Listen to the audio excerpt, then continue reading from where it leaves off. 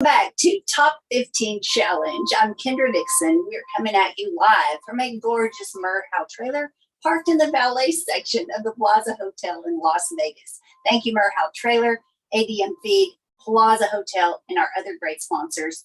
You're in for a treat. So we are helping viewers at home who want to know how to improve, how to get better with our horses, how to remove the mental block so that we can rodeo anxiety free in 23. You have an opportunity to learn from a little superwoman right now. This tiny little lady, this tiny little cowgirl. I don't know how you do everything that you do, Jessica Routier, but thank you for making time for us to share world champion wisdom. So, wow, tell us a little bit of background. Like, how many times have you qualified for the national finals? And tell us about your family and other obligations. So this is our 5th year qualifying for the NFR. I'm from South Dakota. I have 5 children, and we ranch in South Dakota, so we stay quite busy. But I've rode horses, ran barrels my whole life, and things just really worked out really well. A few years ago, we made our first national finals, and then we've been back ever since. So super grateful to be here. You're always so calm. You have such a calming presence about you. I'm sure everybody wants to stand next to you. It's just you make people feel very comfortable. We just talked about horses and dogs being grounded and how important that is. And you just seem so grounded. Does that come natural for you, or is it something that you were challenged with and had to overcome? I think it comes natural. I've always just been a pretty calm, quiet person. And I'm sure it's, I've ridden horses since I could remember. And I've always thought if you want a calm horse, you need to be calm yourself. And so it's just something I've always been aware of, and just try to be really quiet and patient. And I think that's helped me in a lot of areas of life. Absolutely. So let's talk about the mental block. When a horse is not working, and we are good stewards, so we take it to the vet, and the vet does x-rays, and the vet goes, from tip of the ear to the end of the tail and says that our horse is physically healthy, but they're still not working. I believe there's always a mental block. There's either an emotional injury, there's some confusion somewhere, some way, and it's our responsibility as riders to locate it, take responsibility, figure it out. And that's what we want to help people with. So what do you see people struggling with that you wish you could tell them, please don't do that to your horse? What would that be? One of the biggest things I see, and I see it actually, it's something I've always admired in people that can get on a lot of different horses and win. And I think the key is confidence. And I you see it, especially people jump on young horses and they go win. And I ride a lot of young horses, and young horses, some of them are born with that confidence, and it's awesome, but a lot of them aren't. But again, I think all your energy transfers from you to your horse. So if you're not confident in your horse, how are they going to be confident in themselves? And so if your horse has had an injury, but they've recovered, and you're still, seeing the same problem that they were having, I would look at how you're approaching your next run. Because if you're going in there worried that, maybe they're still hurt, or maybe they're not going to be the same horse they used to be, if you're worried, they're worried. But if you have confidence, they're going to have confidence. And so it's just, I've rode some really tough horses in my life, like gritty, tough horses, and I'm thankful for that. And I've tried not to take advantage of it. But there's been times when I've had to run them when maybe they weren't 100%. But I would still go into the arena thinking, they're good, they're going to be great. And I think that gives them the confidence to go in the arena thinking, I'm good, I'm going to be great. That's so good. I think you kind of need to pause and rewind that. I do know that horses glean from us and vice versa, right? We feed off of each other. Felipe Massetti Lieta was just here, and he was talking about if we're not mentally at a good place, we really don't have a right to expect our horse to be. Like, we need to be well, physically, mentally, spiritually, so that our horses can be. So what you're saying is before you run, you're basically telling them, I believe in you. Right. Exactly. Yeah. And I mean, it transfers to all situations too, like rodeoing, you have to run on ground that's not great sometimes. You have to run in mud sometimes. You don't have to, but you choose to. And so, I've had some horses that run really good in mud, but I've always just gone into those situations thinking they've got it, they're going to be fine.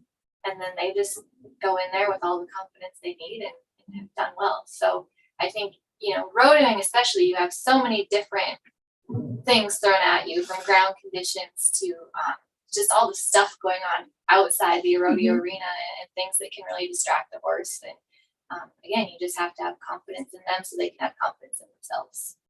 So when you hear things at a race, you're like, oh, the ground is bad, or you hear the crowd going, like you just tell yourself it's going to be fine. Yeah. I mean, there's things you can control and things you can't control. Like if I'm going into an arena knowing the ground isn't great, I tell myself to make sure you sit more square on your horse, because if you get your weight thrown off balance, it's going to throw your horse off balance. But if you're in the middle, then they're less likely to maybe slip a leg one way or the other.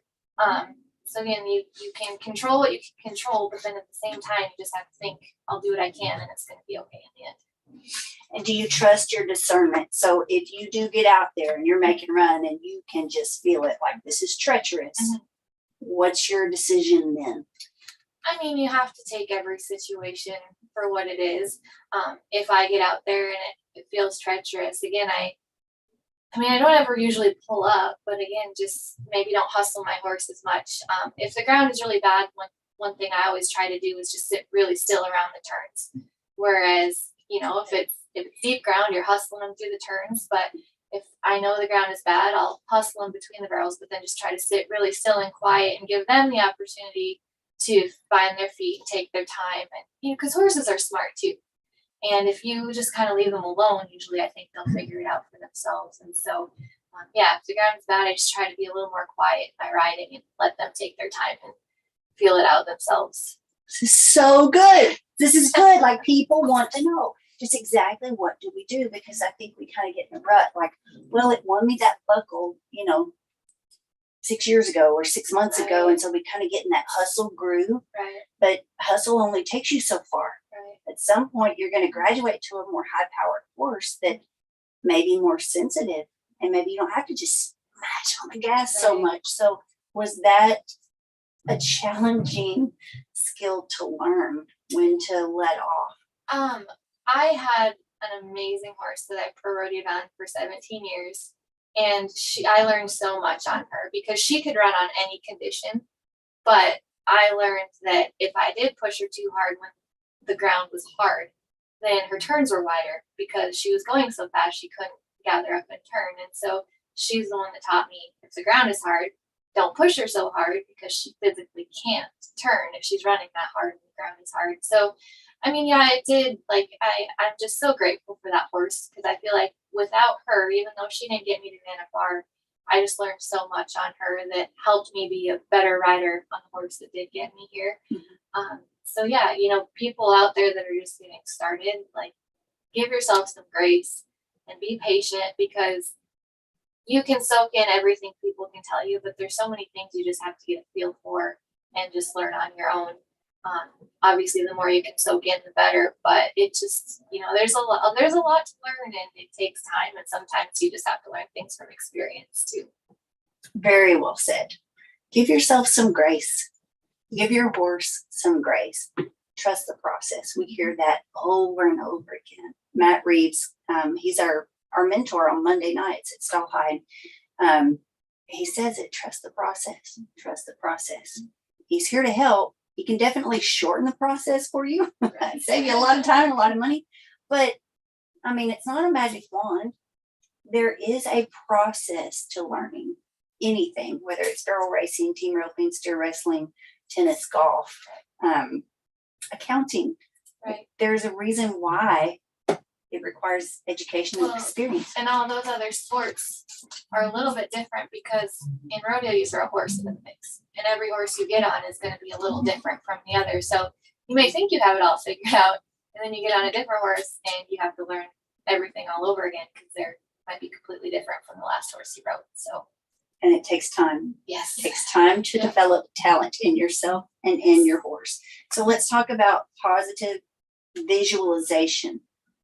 How many hours or minutes of the day do you dedicate to visualization, or is it just kind of muscle memory and you don't have to mentally purpose to do it? well, I'd like to say I dedicate a lot of time to it, but it's hard to find extra time in my day. But just like especially when we're out here at the NFR and you're busy all day, but still like all day you're thinking about that run that you're gonna make tonight. And so every time I catch myself thinking about it, I just try to visualize just one time, how I want each barrel to look. Especially out here, it's easy. Like you have to run 10 times in a tiny little arena. So obviously I worry about tipping barrels. Everyone worries about tipping barrels. But anytime I find myself worrying about that here or anywhere else, I just try to erase that thought and picture that perfect run of where I want my horse positioned around each barrel. And just, I feel like that builds your muscle memory so you can ride your horse to that point to hopefully not tip that barrel. So the first time you ran in the Thomas and Mack, even though it looks small on TV, it seems a lot smaller in person. Did it catch you by surprise how short the pattern actually is? It did. I mean, things happen so fast. And thankfully, like our Badlands Circuit Finals is similar. And obviously we run at winter rodeos a lot all winter. So it's not like we've never run on a pattern that size before. But yeah, it feels a lot smaller than it looks for sure. So for you personally, do you feel like you need more momentum coming into the first barrel? Or is it better for you just to kind of slow it down and focus on precision? What works best for you? I feel like more momentum, but at the same time, like I don't like to let my horse take off from the back 40 if I can help it. So I try to get her at least halfway in there. And then to me, that's a good point. Years past, this is another thing I learned from my horse that I used to run was if ever there was a blind first barrel, I always wanted to get all the way up in there so I could see the barrel for my own anxiety, I guess. Like I just wanted to be able to see it. Well, when you do that, then your horse has to take off and slow back down so quickly that it's like there's just not enough time, I feel like, to be prepared to turn if you've just taken off. Okay. And so for me, what feels best for me is to get about halfway up in there, and then I feel like she can get going, we can be comfortable going, and then we can start to prepare for our turn. It's good. This is good. We want details. Yes. Like we want to know. And I said that for years. If somebody will just tell me what to do, I'm so willing to do it. I was just looking for the recipe, but I was functioning in a guessapy. Yes. Well, and it's hard too because that's what works for me most of the time. But I mean, it might be totally different for the next person that you ask. And again, horses are different. How people ride are different. Obviously, there's a million different ways that work. You just have to figure out what works for you and the horse that you're on. So let's talk about sleep because it is chaotic. It's a concrete jungle. You guys are trying to win a world title, and it's grueling. Okay, it's 10 nights in a row. No other sports do that. So, are you getting enough sleep? Tell us about how you protect your physical health while you're here. So we lucked out the first year I came. I found a place to stay. It's just a person's home. They have an outdoor arena, and that's where my horses stay, is just in their outdoor arena, which worked out great because my horses are ranch horses. They're not super comfortable in stalls, so 2 weeks in a stall would have been miserable for them. So they stay out in the outdoor arena, and then we actually stay right there, which takes a load of stress off of me because I love being right where my horses are. And then I just stay in my trailer out there. I'm more comfortable. I mean, it's what we sleep in half the year anyways, and it's my own space and everything, and I sleep really, really well in there. So again, that's what works for me. Some people probably wouldn't be comfortable sleeping in their trailer for 2 weeks, but it helps me get the rest I need, and being right by my horses helps me get the rest I need because they're right there. I mean, I can walk out my door and take care of them every day. The good thing is the rodeo starts at 5:45 every night, so we're usually back to the place we stay by no later than 9 o'clock. And we don't really go out and party every night or anything like that. And so it's actually not too bad, too hard to get the rest that you need while you're out here. I think it's just more, it's just the not the stress, but just like talking to people all day, it's fun, but it kind of wears you out too. And so definitely if you have a chance to take a nap, I recommend doing that too. Doesn't happen very often, but once in a while. So that conversation has actually come up through our mentorship program. Ben Johns, he's our mental focus coach, specifically on Thursday nights at Stall High. And he really brought up an important part that we don't think about very often. Pay attention to who you're talking to on the phone. When you're driving, it doesn't necessarily have to be a hauling partner, but who are you calling before your rodeo? Because sometimes, like you said, just having a conversation is exhausting, right? Yeah. And some people literally will suck the energy right out of you and just make you feel sluggish or bring you down. Have you noticed that? Yeah. Surround yourself with positive people. And there's people that have good intentions and want to help, but bless their heart, sometimes the things they say to you just don't help at all. And so I've got a couple people that I'll call if I'm having a bad day or having a bad run or whatever, that I just know 100% that person is going to say something that makes me feel better, which sometimes you need to hear the truth, sometimes you need to feel better, but she knows how to tell you both in the same way, those people that I have in my corner. So it's really good to have people in your corner that can kind of pick you up and pull you back up to where you need to be if things aren't going good. So good. It's really, Jessica, thank you for taking time. I know that every moment is precious, and how you manage things and how you juggle being a mom and a rancher and a champion barrel racer and a trainer and a competitor. It's just truly incredible. Thank you. I think it's it all kind of is a piece of the puzzle, like to me, being a mom and being other things besides just a barrel racer really keeps your barrel racing in perspective. Because you can have a bad run and at the end of the day, you've got 5 healthy, happy kids to come home to. And I mean, to me, I feel like the older we get, the more we see that that's not the case for everybody. It's just, we see so many heartbreaking things, and it just makes you really thankful for what you have outside of the arena. I've heard somebody say this before. It's hard to be nervous when you're focusing on being thankful. Definitely. And I mean, I think everyone that's here barrel racing at the NFR can agree that you want to have a good 10 days, but in the end, like, you're so thankful to be here. And I'm always so thankful that I get to rodeo for a living and I get to have a family, because there's people that, some people really want one or the other, and they don't get to do that for whatever reason. And here I get to have both. So I'm just thankful every day that I get to do what I love and have a family that I love. Well, thank you for displaying dignity. Thank you for just sharing your real life with us. And I'm super impressed with you, because you're just very calm and very peaceful. And I just want to be close to you. And I know everybody does. And we do need that, because we tend to push too hard. We tend to place too high of expectations on our amount of experience. And just this year for me personally, even just getting ready to do top 15 challenge, I was having to watch my own dashboard for my mental and physical health and try not to develop like a permanent tick. Yeah. It was getting so stressful. Well, and I think you do this long enough, you rodeo long enough, you're gonna learn how to lose. I mean, everybody, you need to learn how. And even like last year, I had a terrible finals. Things just wouldn't go the way I wanted them to, and I was stressed out because what if you leave Vegas and you don't win anything the whole time you're here? But I mean, I won a little bit, but not very much. I tipped a barrel in the last round that cost me a lot of money, and I was devastated.